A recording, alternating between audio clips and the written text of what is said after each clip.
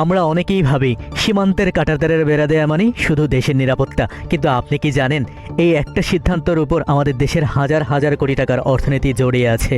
আজকে আমরা কোনো সাধারণ আলোচনা করব না, একদম নিখুঁত গাণিতিক হিসাব দিয়ে দেখব সীমান্তে একটা শক্ত বেড়া থাকলে আমাদের প্রতি বছর কত টাকা সাশ্রয় হতো। শুরুতেই দেখা যাক আমাদের বিজিবির বাস্তব চিত্র। বাংলাদেশ পরিসংখ্যান ব্যুরো এবং ভারতের স্বরাষ্ট্র মন্ত্রণালয়ের অফিসের রিপোর্ট অনুযায়ী ভারত আমাদের সাথে সীমান্ত ভাগাভাগি করছে 4156 কিলোমিটার। অথচ বর্ডার গার্ড বাংলাদেশ বা বিজিবির নিজস্ব ওয়েবসাইট আর জাতীয় নিরাপত্তা বাজেটের তথ্য বলছে আমাদের সীমান্ত রক্ষী বাহিনীর বর্তমান সদস্য সংখ্যা আনুমানিক 50 থেকে 55,000, যা মোট 61 ব্যাটালিয়নে বিভক্ত। এখন লজিস্টিক, অ্যাডমিন আর শিফটিং ডিউটি বাদ দিলে যে কোনো মুহূর্তে বর্ডারের প্রতি কিলোমিটার গড়ে মাত্র 2 জন সদস্য ডিউটিতে থাকেন। মাত্র 2 জন মানুষের পক্ষে 1 কিলোমিটার পুরো এলাকা 24 ঘন্টা পাহারা দেয়া আসলে অসম্ভব, আর এই সুযোগটাই নেয় চোরাচালানকারীরা।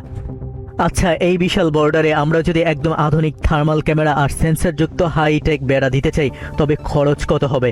ভারতের স্বরাষ্ট্র মন্ত্রণালয়ের স্মার্ট ফেন্সিং প্রকল্পের বরাদ্দের হিসাব এবং দ্য টাইমস অফ ইন্ডিয়ার প্রতিবেদন অনুযায়ী প্রতি কিলোমিটারে 3.5 কোটি টাকা হিসাবে মোট এককালীন খরচ হবে 14,500 কোটি টাকা।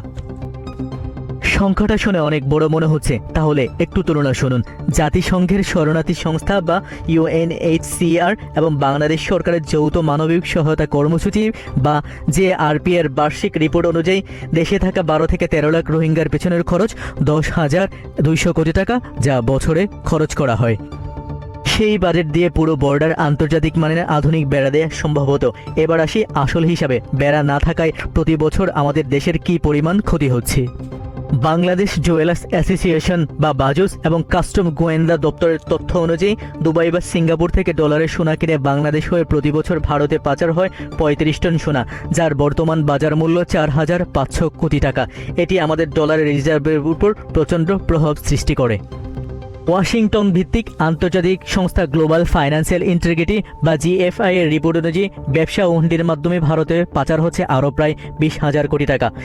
মাদকদ্রব্য নিয়ন্ত্রণ অধিদপ্তর এবং জাতিসংঘের মাদক ও অপরাধ বিষয়ক সংস্থা UNODC এর প্রতিবেদন অনুযায়ী ভারত থেকে ফেন্সিডিল ও হেরোইনের মতো যে মাদক দেশে ঢুকছে, তার পেছনে দেশ থেকে চলে যাচ্ছে আরও প্রায় 3,000 কোটি টাকা। সব মিলিয়ে বিভিন্ন দেশীয় ও আন্তর্জাতিক রিপোর্টের তথ্য এক করলে দেখা যায় প্রতি বছর আমাদের বর্ডার দিয়ে প্রায় 63,500 কোটি টাকার অবৈধ লেনদেন আর পাচার হচ্ছে। এখন বর্ডারে যদি আধুনিক বেড়া দেয়া থাকতো, তবে কি চোরাচালান একেবারে শূন্য হয়ে যেত? হয়তো না, কিন্তু মার্কিন যুক্তরাষ্ট্রের বর্ডার পেট্রোল এবং ইসরায়েলের বর্ডার সিকিউরিটি প্রজেক্টের আন্তর্জাতিক সমীক্ষা ও গ্লোবাল বর্ডার সিকিউরিটি স্টাডিজ বলছে আধুনিক ফিজিক্যাল ব্যারিয়ার এবং ইলেকট্রনিক নজরদারি যুক্ত করলে এই ধরনের অপরাধ কমপক্ষে 80% কমিয়ে আনা সম্ভব। তাহলে চলুন 80%-এর হিসাবটা একটু করি। 63,500 কোটি টাকার 80% কত জানেন?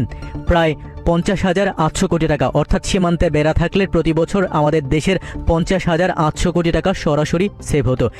একটু ঠান্ডা মাথায় ভাবুন, বেড়া দেওয়ার এককালীন খরচ 14,500 কোটি টাকা, আর বেড়া দিলে প্রতি বছর দেশে বাঁচবে 50,800 কোটি টাকা। তার মানে বেড়া দেওয়ার মাত্র 3 থেকে 4 মাসের মাথায় সাশ্রয় হওয়া টাকা দিয়ে বেড়া নির্মাণের পুরো খরচটাই উসুল হয়ে যেত। এই সেভ হওয়া টাকা দিয়ে আমরা প্রতি বছর একটি করে আস্ত পদ্মা সেতু বানানোর পরেও সরকারের কাছে আরও 18,000 কোটি টাকা থেকে যেত। তাই দিন শেষে সীমান্তে বেড়া দেওয়াটা কেবল কোনো রাজনৈতিক সিদ্ধান্ত নয়, এটি বাংলাদেশের অর্থনীতির চাকা ঘুরিয়ে দেওয়ার মতো সবচেয়ে লাভজনক একটি বিনিয়োগ হতে পারত। মেহেদী হাসান, নাগরিক টিভি।